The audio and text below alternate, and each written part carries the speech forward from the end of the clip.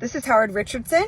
He's a Vietnam veteran, the father of a police officer, and an insurrectionist. So Howard says he drove from Pennsylvania to D.C. on January 6th to celebrate the election being overturned, and he just got caught up in the mob mentality. He was near the front of the crowd that was confronting police officers and assisted in using a giant turnip billboard as a battering ram to get through the barricades.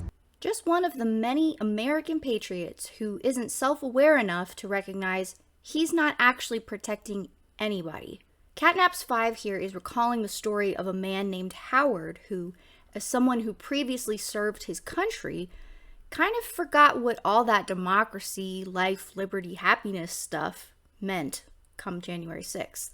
The guy drove to DC from out of state, conveniently ended up in a group of like-minded people, and helped them trespass on federal property. It's funny how that happened to so many others that day who traveled long distances to the Capitol too.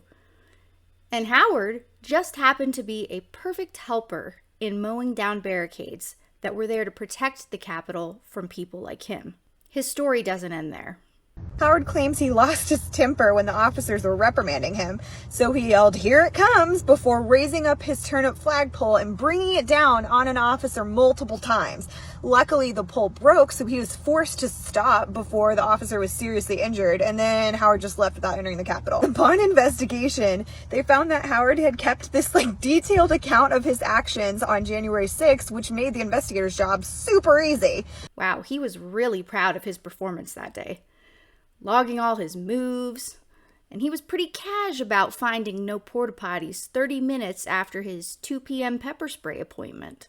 You know, it sucks when cops get in the way of self-righteous people. That's why Howard took his trusty flagpole and tried to bludgeon the resistance out of officers to get back the election win he thought he deserved. Seemed rational, especially since he's the father of a cop. He knows their weak spots. But the cops were there protecting a legal process that happens every election, tallying votes. They wore no scarlet Ds on their uniforms. Their politics has nothing to do with their job, but Howard and many others saw them as enemy number one. Democrats, rhinos, whatever you want to call them. And physical force was their first resort to communicate their feelings. Howard's tale gets more twisted. And then despite video evidence, Howard claims that of course he didn't hit an officer with a turnip flag. He actually hit the officer with a back the blue flag. And to this day, he insists that the flag that he used to beat the police officer was in fact his pro-police flag, not the turnip one.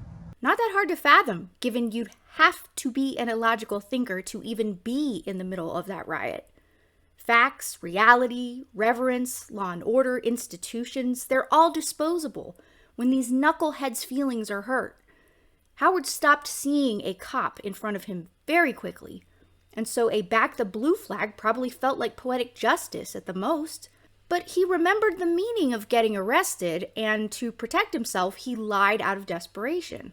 We are dealing with people who function at the toddler level, folks. They target whoever pisses them off. Just look at how scared the GOP was of Black Lives Matter protesters a month after George Floyd's murder.